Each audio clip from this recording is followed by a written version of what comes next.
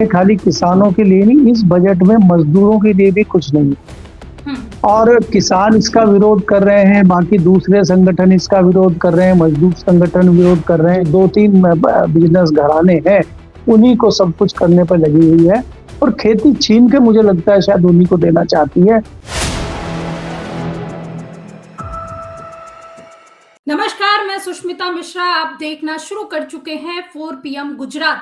पिछले साल बिहार को चुनावी सौगात मिली, इस साल यूपी की बारी थी, लेकिन उम्मीदें टूट गई। ना एम्स, ना आईआईटी, ना एक्सप्रेसवे के लिए मदद मिली। सवाल यह है कि क्या यूपी को जानबूझकर अगले बजट के लिए टाल दिया गया या फिर योगी की डिमांड दिल्ली में कमजोर पड़ गई है? आज हम इसी मुद्दे पर बात करेंगे केपी मलिक सर के साथ, हमारे साथ जुड़ चुके हैं। बहुत बहुत स्वागत है केपी सर आज की चर्चा में आपका। हाँ, धन्यवाद सुष्मिता जी। सर, यूपी की आबादी सबसे ज्यादा है, योगदान भी सबसे बड़ा है, फिर भी केंद्र करों में यूपी की हिस्सेदारी 0.32% क्यों घटाई गई? क्या यह मान लिया जाए कि सरकार को यूपी की जरूरत कम और राजनीतिक मजबूरी ज्यादा लगती है? देखिए सुष्मिता जी, अगर आप देखें दिल्ली लखनऊ की जो लड़ाई चल रही है, दोनों जगह भारतीय जनता पार्टी की सरकार है। भारतीय जनता पार्टी का जो शीर्ष नेतृत्व है और उत्तर प्रदेश का जो नेतृत्व है योगी आदित्यनाथ जी, उनके बीच में आपस में तालमेल बहुत अच्छा नहीं है, लंबे समय से तनखी चल रही है।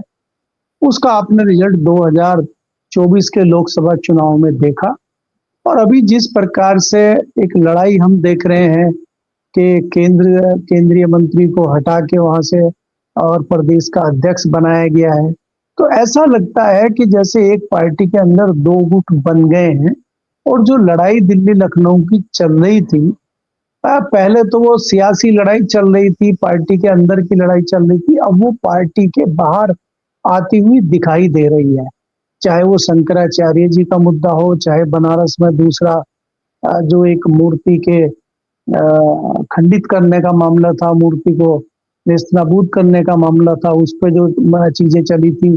फिर एकाएक आपने अमित शाह जी का भाषण सुना, उन्होंने कहा कि जो सनातन का सम्मान नहीं करेगा ऐसी सरकारें दोबारा नहीं आती हैं। तो ये मैसेज उनका क्या करता है।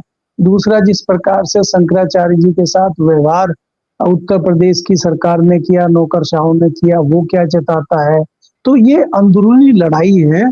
उसी के तहत जो आपने सवाल पूछा है, ये बजट में भी कटौती इसी वजह से की हुई है क्योंकि उत्तर प्रदेश में भाजपा सरकार कोई बड़ा बजट केंद्र की तरफ से या कोई बड़ी राशि केंद्र की तरफ से अब आगे आने वाले समय में नहीं देगी क्योंकि उत्तर प्रदेश में 1 साल के बाद चुनाव है। तो कहीं न कहीं आपस की जो खींचातानी है, उसका नुकसान उत्तर प्रदेश की बड़ी जनता, जो लगभग 22 करोड़ जनता है, उसको भुगतना होगा।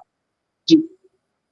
जी, बिल्कुल सही कह रहे हैं, लेकिन पिछले साल बिहार में चुनाव थे तो उसे हजारों करोड़ का ब्याज मुक्त कर्ज परियोजनाएं और पैकेज मिला। इस साल यूपी में चुनाव है, फिर भी वैसी दरियादिली क्यों नहीं दिखी? क्या चुनावी फायदे राज्यों के हिसाब से तय होते हैं? नहीं, देखिए सुष्मिता जी, अगर आप देखें चुनाव तो वेस्ट बंगाल में भी है, वहां पे भी इतनी राशि नहीं दी गई है। उनकी भी नाराजगी है, उनका भी कहना है कि वेस्ट बंगाल को कुछ मिला ही नहीं है। हाँ, आसाम को दे सकते हैं क्योंकि आसाम में भारतीय जनता पार्टी रिपीट करना चाहती है। उत्तर प्रदेश का जहां तक ताल्लुक है, उत्तर प्रदेश में भारतीय जनता पार्टी का, जैसे मैंने कहा कि अंदरूनी लड़ाई चल रही, आपसी लड़ाई चल रही है और इस लड़ाई का खामियाजा कहीं न कहीं जनता को भुगतना पड़ेगा। जिस प्रकार से देखा आपने कि भारतीय जनता पार्टी के जो संगठन की लड़ाई चल रही है और उस लड़ाई का जो नुकसान है, वो लोकसभा में भारतीय जनता पार्टी को उठाना पड़ा। जहां भारतीय जनता पार्टी इस बार जो है 80 की 80 हम जीतेंगे इस तरह के दावे कर रही थी और उनके लोगों का अंदाजा था कि हम लगभग 60 सीटें तो किसी भी कीमत पे जीतेंगे। ऐसे में आधे से भी कम आंकड़े पे भारतीय जनता पार्टी का आ जाना और मात्र 33 सीटों पे संतोष करना जताता है कि उत्तर प्रदेश में भारतीय जनता पार्टी की स्थिति बहुत अच्छी नहीं है और भारतीय जनता पार्टी का शीर्ष नेतृत्व कहीं न कहीं जो मौजूदा सरकार है उसको लेके खफा है। लेकिन वो सीएम को बदल नहीं पा रहा है, सीएम मजबूत स्थिति में है। तो इसीलिए उनको हो सकता है कि वो फाइनेंशियली कमजोर करने की कोशिश कर रहे हों, आर्थिक रूप से कमजोर करने की कोशिश कर रहे हों। वो कहीं विकास करके विकास के नाम पे विकास पुरुष ना बन जाए, ये छवि उनकी तोड़ने की कोशिश कर रहे हों। क्योंकि ये सियासत है, सियासत में इस तरह की चीजें होती हैं कि जब आपसी खींचातान चलती है और कहीं न कहीं उसका खामियाजा वो उस प्रदेश की जनता को भुगतना पड़ता है और उत्तर प्रदेश उस चीज का खामियाजा भुगत रहा है। अगर हम देखें विकास कार्यों के नाम पे उत्तर प्रदेश में कोई बहुत बड़ी चीज नहीं है। सरकार ने एक परसेप्शन बनाया है कानून व्यवस्था का, साफ सुथरी कानून व्यवस्था, योगी जी का लॉ एंड ऑर्डर बहुत अच्छा है, बुलडोजर चल रहे हैं। लेकिन अभी तो आपने देखा कई महीनों से बुलडोजर का भी डीजल खत्म हो गया है और बुलडोजर भी पार्किंग में खड़े हुए हैं। तो अभी उत्तर प्रदेश में कोई ऐसी स्थिति परिस्थिति दिखाई नहीं दे रही है जहां पे इस तरह के कोई विकास कार्यों की बात करें। आपने देखा अभी कि एक विधायक ने मंत्री को घेर लिया था बुंदेलखंड में कि वहां पे जो है प्रधानमंत्री की जो जल वाली योजना है, घर घर जल घर घर नल वाली योजना है, उस पर काम नहीं हो रहा है और उन्होंने घेर लिया। तो ये आपसी लड़ाई है, आपसी खींचातान चल रही है और इसी तहत केंद्र ने कोई बजट उत्तर प्रदेश को नहीं दिया, क्योंकि केंद्र भी चाहता है कि मुख्यमंत्री योगी आदित्यनाथ की छवि को धूमिल किया जाए और उस पे इस तरह का दाग धब्बा लगाया जाए ताकि उनको चुनाव में इसकी तकलीफ हो। सीधे सीधे इसका ये मतलब है जी। लेकिन सर पश्चिमी यूपी के लिए योगी सरकार की हमेशा मांगे थी कि एम्स बुंदेलखंड के लिए आईआईटी और एक्सप्रेसवे के लिए फंड हो, ये योगी सरकार की अहम मांगे थी, पर इसको रखा नहीं गया, उनकी डिमांड को गंभीरता से नहीं लिया गया। वजह क्या थी? नहीं देखिए, डिमांड तो बहुत सारी चीजें चलती रहती है। डिमांड तो जैसे योगी जी केंद्र सरकार से कर रहे हैं, ऐसे ही योगी जी से बहुत सारे लोग डिमांड कर रहे हैं, केंद्र सरकार से लोग डिमांड कर रहे हैं। वेस्टर्न यूपी में यानी पश्चिमी उत्तर प्रदेश में तो बहुत पहले से हाई कोर्ट की बेंच की मांग लोग कर रहे हैं, उस पर कोई विचार सरकार ने अभी तक नहीं किया है। आप ये देखिए कि वेस्टर्न यूपी से लाहौर की कोर्ट नजदीक पड़ती है और लखनऊ की कोर्ट 600 किलोमीटर दूर है, इलाहाबाद हाई कोर्ट 650 किलोमीटर दूर है और लखनऊ की कोर्ट 500 किलोमीटर दूर है। तो उनको जाने के लिए 600 किलोमीटर जाना पड़ता है पश्चिम उत्तर प्रदेश के लोगों को।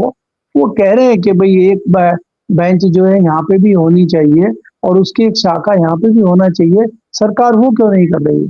तो ऐसी तो बहुत सारी मांगे हैं जिनकी डिमांड क्षेत्रीय जनता भी कर रही है, सरकार भी कर रही है।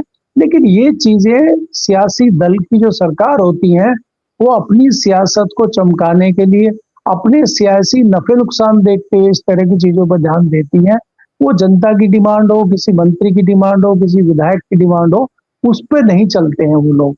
और वो आपने देखा ना कि बुंदेलखंड का विधायक ये कह रहा है कि मेरे यहाँ पानी नहीं आ रहा है। तो क्या उसके यहाँ पानी पिछले 8 साल से नहीं आ रहा है या अभी कुछ महीनों से बंद हुआ है? तो अगर वो मांग कर रहे थे तो उन्होंने ये मांग 2 साल 3 साल 4 साल पहले क्यों नहीं उठाई? एकाएक उनको कैसे याद आ गया? तो कहीं ना कहीं इन चीजों पे सियासत होती है और सियासी रोटियां सेकी जाती हैं सियासी दलों के द्वारा। तो सियासी दल कौन है आज के डेट में? सियासी दल उत्तर प्रदेश में सत्ताधारी दल भारतीय जनता पार्टी है। विपक्ष जो है ट्वीट ट्वीट खेल रहा है, विपक्ष ट्वीट के नाम पे अपना ट्वीट कर देता है और विरोध हो गया, बाकी लेटा हुआ है वो भी घर में, क्योंकि उसको पता है कि भारतीय जनता पार्टी की अंदरूनी लड़ाई के चलते उसको बड़ा फायदा लोकसभा चुनाव में मिला है और इसी तरह से उनकी आपसी लड़ाई का फायदा शायद हमें विधानसभा चुनाव में मिल जाएगा और विपक्ष की सरकार बन जाएगी। इसलिए निश्चित तौर पर जो है विपक्ष आराम से बैठा हुआ है और वेट कर रहा है कि जैसे जैसे नजदीक आए चुनाव, ऐसे ऐसे भारतीय जनता पार्टी में खेमेबंदी बढ़े, आपसी मतभेद बढ़े और उसका फायदा हमें मिले। तो शायद यही नूरा कुश्ती उत्तर प्रदेश में चल रही है। लेकिन बात फिर वही आती है कि इसका खामियाजा और इसका नुकसान जनता को झेलना होगा। जी सर आखिरी सवाल, इस बजट को काफी ध्यान से देखा गया लेकिन किसानों के लिए इनके बजट में कुछ भी नहीं था। वो किसान जो दिन रात काम करते हैं, वो किसान जो जिनकी वजह से ये देश चल रहा है, जिनकी वजह से उनका योगदान बहुत ज्यादा है, लेकिन बजट में किसानों के लिए कुछ भी नहीं दिया गया। इस पर क्या कहें? देखिए सुष्मिता जी, अगर आप देखें खाली किसानों के लिए नहीं, इस बजट में मजदूरों के लिए भी कुछ नहीं है। और किसान इसका विरोध कर रहे हैं, बाकी दूसरे संगठन इसका विरोध कर रहे हैं, मजदूर संगठन विरोध कर रहे हैं। लेकिन महत्वपूर्ण बात यह है कि जो भारतीय जनता पार्टी और संघ की सहयोगी शाखा है, भारतीय मजदूर संघ, जो राष्ट्रीय स्वयंसेवक संघ की ही एक सहयोगी संस्था है, भाजपा की एक सहयोगी संस्था है, वो भी इसका विरोध कर रही है। ये देखिए कितनी बड़ी बात है। दूसरा, जो भारतीय मजदूर संघ है, वो भी संघ की एक सहयोगी संस्था है, वो भी इसका विरोध कर रही है कि बजट में हमारे लिए कुछ नहीं रखा गया है। तो बाहर के लोग या किसान संगठन तो विरोध कर ही रहे हैं, आपके जो अंदरूनी संगठन है वो भी इसका विरोध कर रहे हैं, वो भी नाराजगी जता रहे हैं, वो भी आलोचना कर रहे हैं। तो इसका मतलब ये है कि इस बजट में किसानों के लिए, मजदूरों के लिए कोई प्रावधान नहीं किया गया है। इससे वो लोग खफा हैं। आज आप ये भारतीय जनता पार्टी की मोदी सरकार बड़े दावे ठोक रही थी कि 2022 तक किसानों की आमदनी डबल हो जाएगी। आमदनी दुगनी तो हुई नहीं है। बाकी जो चीजें किसान खरीदता है, खाद, बीज, डीजल, पानी, जितनी भी चीजें वो खरीदता है, सबके रेट दुगने हो गए हैं। और किसान की जो फसल है उसके रेट जो पहले थे उससे भी कम हो गए। सरकार एमएसपी देने को राजी नहीं है।